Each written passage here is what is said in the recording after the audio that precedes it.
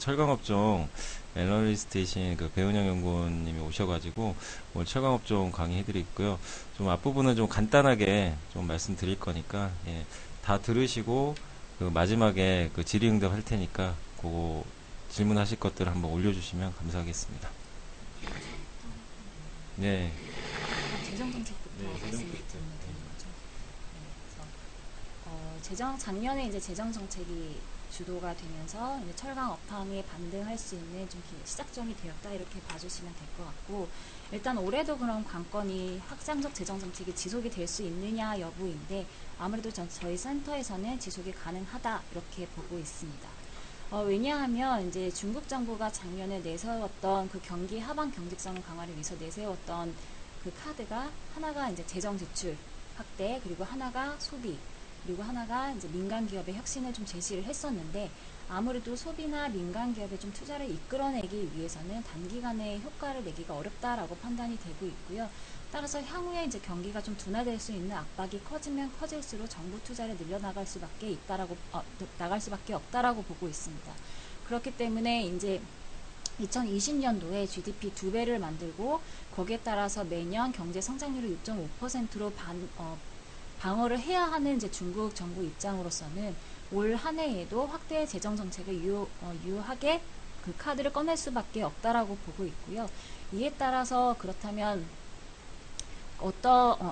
확대될 수밖에 없다라고 보고 있고, 이와 관련돼서는 계속적으로 인프라 투자 확대 기대감이 유효하다라고 보고 있습니다. 그래서 작년 그 11월 이후로부터 그 중국의 그 발기위의 승인 프로젝트 승인 건수를 좀 살펴보게 되면 11월 이후부터는 꾸준하게 좀 감소세를 나타내고 있는 상황입니다. 이에 따라서 약 1개월간의 시차가 있다라는 점을 좀 고려를 할 때 올해 1Q에는 약 인프라 그 착공 수요 확대가 좀 기대하기 어렵다라고는 판단을 하고 있습니다. 그러나 이 인프라 그 관련한 발기의 승인 항목 자체가 아무래도 월별 그 실제 투자 속도 등을 좀 확인하기 위함이라는 그런 점을 좀 고려를 해 봤을 경우에는 아직까지 연내 구체적인 투자 확대 시점을 정확하게 알 수는 없다. 그러나 향후의 방향성은 이렇게 확대 인프라 투자 쪽으로 좀 가속화될 것이다. 이런 측면에서 좀 숙지하시는 게 맞다라고 보고 있고요. 연간 기준으로는 계속적으로 재정 지출 확대를 보고 있다. 이렇게 봐주시면 될 것 같습니다. 그래서 올해 같은 경우에도 작년과 마찬가지로 중국 쪽으로부터 확대 재정 정책, 여기에 따른 긍정적인 효과는 좀 유효하다 이렇게 봐주시면 될 것 같습니다.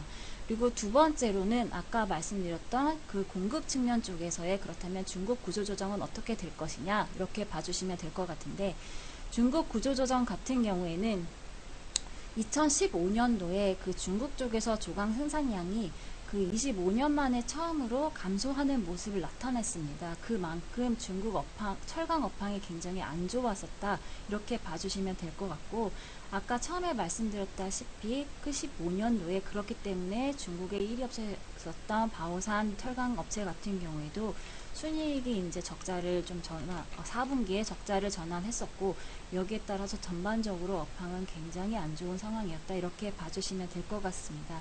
이러한 상황 하에서 중국 정부가 계속적으로 이제 중국 철강 구조조정에 대한 의지는 표명을 해 왔었는데, 작년에는 굉장히 좀 강하게 의지를 표명을 해 왔습니다. 그 이유 자체가 이제 15년도까지 업황이 굉장히 좀 안 좋았었기 때문에 중국 정부 자체적으로도 굉장히 이에 대해서 강하게 해야겠다라는 생각이 좀 많이 있었다라고 봐주시면 될 것 같고요.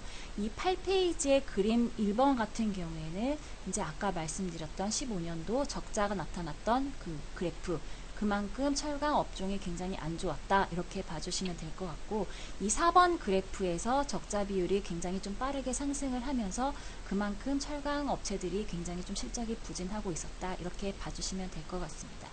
그래서 16년도부터 중국 정부가 강하게 이제 구조조정 의지를 좀 표명을 해서 왔었고요. 그 작년 그 중국 국무원 쪽에서 그 향후 3년 동안 1억에서 1.5억 톤의 철강 설비를 감축을 하겠다 이렇게 발표를 했습니다. 그래서 이와 관련해서는 여러 가지 좀 이슈를 많이 남겼었는데, 그 구조조정 관련된 이슈 내용 관련해서는 그 9페이지와 10페이지에서 제가 자세하게 적어 놨으니까 이건 그냥 참고로 해주시면 될 것 같습니다. 그래서 작년부터 이제 구조조정에 대해서는 굉장히 강하게 나아가고 있다, 이렇게 봐주시면 될 것 같은데, 문제는 이렇게 정부가 구조조정에 대한 목표는 자세하게 세워놨고 굉장히 좀 빠르게 해나가겠다라고 세워놓은 건 알겠는데, 그렇다면 그 효과가 지금 빠르게 나타날 수 있느냐, 이것을 좀 고려를 해보게 될 때 그렇지 않다라고 봐주시면 될 것 같습니다. 구조조정에 대한 실질적인 효과는 아직까지는 좀 미미하다라고 보고 있는데, 중국 정부가 향후 3년 동안 1억 톤에서 1.5억 톤 설비를 폐쇄를 하겠다라고 작년을 발표를 했었음에도 불구하고, 앞서서 제가 말씀드렸다시피 유효 캐파가 약 4억 톤 정도 되고 있기 때문에 그 설비가 구조조정이 된다고 하더라도 여전히 공급 부담이 굉장히 우위에 있다, 이렇게 봐주시면 될 것 같고요. 그리고 지난 한 해에 그 실질적으로 설비가 폐쇄됐었던 조강 생산량 규모가 약 6,000톤 정도 되고 있는데, 그 중에서 실질적으로 돌아가고 있었던 설비를 폐쇄한 건 약 2,500만 톤 수준밖에 되지 않고, 나머지는 원래 놀고 있었던 잉여 생산 능력, 그 캐파를 스크랩한 것이기 때문에 실질적으로 그 구조조정의 실질적인 효과가 가시화되기까지는 조금 더 시간이 필요하다, 이렇게 봐주시면 될 것 같습니다. 그러나 과거와 다르게 굉장히 입장이 굳건해지고 있는 중국 정부의 이러한 모습들은 지금 작년부터 계속적으로 철강 가격의 하방 경직성을 강화시키고 있다라는데 굉장히 좀 더 긍정적인 효과를 가져오고 있다라고 봐주시면 될 것 같고요. 이러한 측면에서 효과는 물론 가시화되기까지는 시간이 오래 걸린다고 하더라도 굉장히 좀 긍정적이다, 이렇게 봐주시면 될 것 같습니다. 특히 작년에는 그동안은 이제 중국 중앙정부가 그 철강의 구조조정을 단행하겠다라고 했음에도 불구하고 지방정부가 반대를 해왔었습니다. 그러나 작년부터는 지방정부 역시 입장 변화가 굉장히 두드러지게 나타났었는데, 이 과거에 그 지방정부의 철강 업체들은 굉장히 2000년대에는 이제 수익이 워낙 많이 났었기 때문에 지방정부의 재정 문제적으로 굉장히 도움이 됐었습니다. 그러나 그 15년도 순이익의 적자를 기록할 수 있을 정도로 굉장히 돈벌이가 되지 못한 상황 하에서 지방정부 역시 과거와 달리 이제 철강 업체들이 자신들의 재정에 좀 더 도움을 주지 못하게 됨에 따라서 아무래도 이제 철강 업체들의 스크랩이 필요하다라고 인식이 되고 있었고요. 이에 따라서 작년부터 이제 중앙정부에 더불어 지방정부 역시 이제 그러한 문제점을 좀 인식하고 있었다라는 점은 아무래도 중국 내부적으로 향후에 구조조정이 좀 더 가속화될 수 있지 않을까, 이렇게 판단할 수 있다라고 보시면 될 것 같습니다. 그리고 아무래도 이제 과거에 중앙정부가 이제 앞서서 말씀드렸다시피 유효 캐파가 여전히 이제 남아 있을 것임에도 불구하고 이제 그 스크랩하는 과정을 2025년도까지 중장기적으로 좀 발표를 해 왔습니다. 그래서 2025년도 중장기적인 목표를 좀 제시를 하고 있다라는 측면에서는 아무래도 이제 그 효과가 좀 더 가시화되기는 어렵다. 이것은 그냥 참고만 해주시면 될 것 같습니다. 그래서 여기까지가 이제 그 중국의 확대 재정 정책, 그리고 중국의 구조조정 이슈에 대해서 말씀을 드렸는데요. 이 두 가지 이슈는 올해에도 아무래도 철강 업황에 대해서는 굉장히 좀 긍정적인 뉴스이다, 이렇게 봐주시면 될 것 같습니다. 그렇다면 현재 배경이 이러한 상황 하에서 중국 내부적으로 철강 업황은 어떻게 이루어지고 있느냐, 이것이 굉장히 중요한 문제일 것 같습니다. 2016년도 조강 생산량을 살펴보게 되면 아무래도 전년 대비해서 1.6% 증가를 했습니다.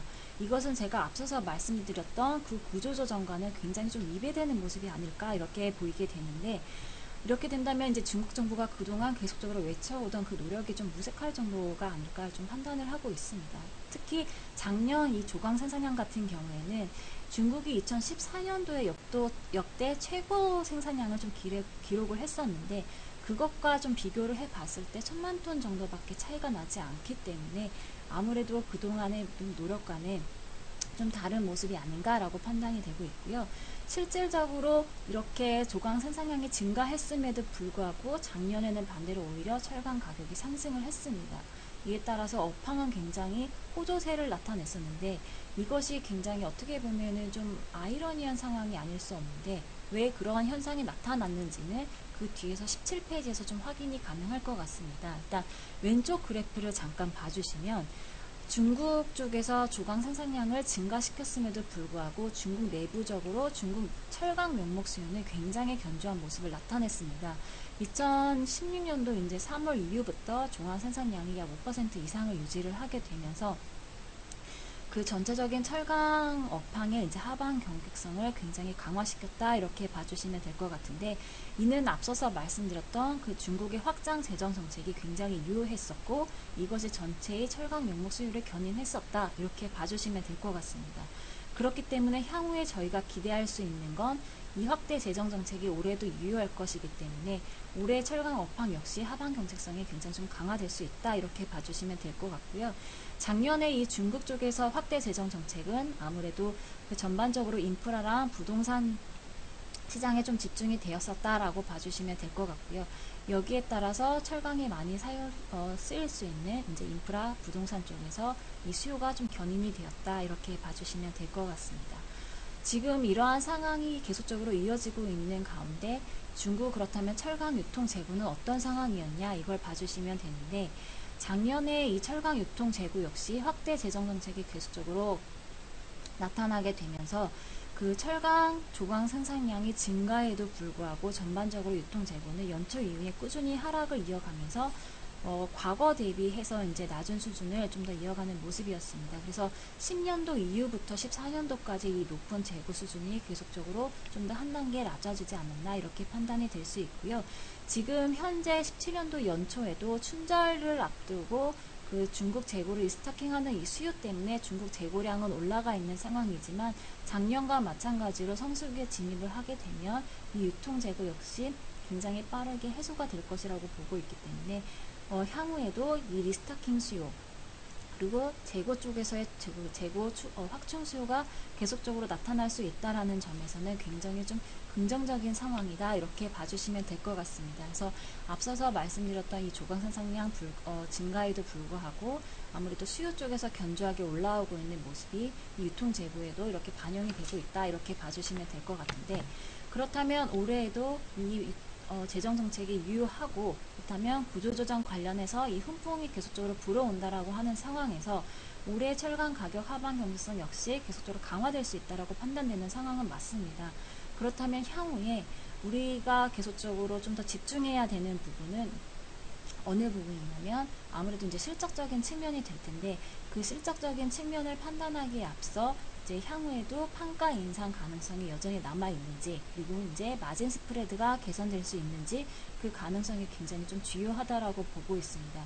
올해는 이제 중국 쪽에서 확대 재정 정책이 유효한 가운데 미국 쪽에서 이제 미국발 트럼프 수혜마저 좀 더 기대해 볼 수 있다라는 측면에서는 확실히 이제 매크로 이슈가 올해도 유효하다라고 보고 있고, 전반적으로 시클리컬 산업인 철강 업종에 대해서 계속적으로 수혜가 가능하다라고 보고 있습니다. 그러면 이러한 상황 하에서 그 우리나라 업체, 물론 중국 업체를 비롯한 이런 업체들의 판가 인상 가능성은 여전한가? 이거 역시 저는 가능하다라고 보고 있는데, 일단 지금 중국 쪽에서 그 춘절까지는 굉장히 철강 가격이 횡보하는 모습을 나타냈었습니다. 그러나 지금 저번 주부터 2월달 들어서부터 그 중국 쪽에서 철강 가격이 빠르게 상승을 하고 있는데요.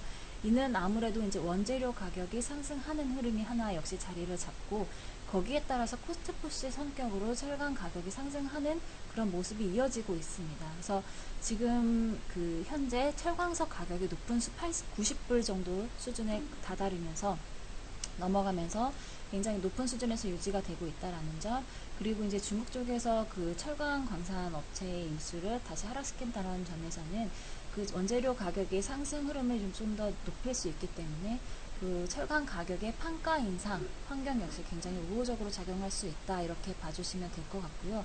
이에 따라서 향후에 이제 마진은 좀 시차를 두고 계속적으로 개선될 수 있지 않을까라고 보고 있는 상황입니다.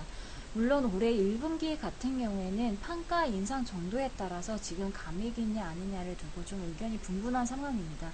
작년 4분기 같은 경우에는 석탄이나 철광석 가격이 굉장히 좀 큰 폭으로 많이 상승을 했었기 때문에 실적이 감익을 나타냈었는데, 올해 1분기 같은 경우에는 아직 3월달 한 달이 더 남아있기 때문에 조금 더 판가 인상 가능성을 두고 실적을 좀 더 추정을 하는 게 맞다라고 보고 있고요.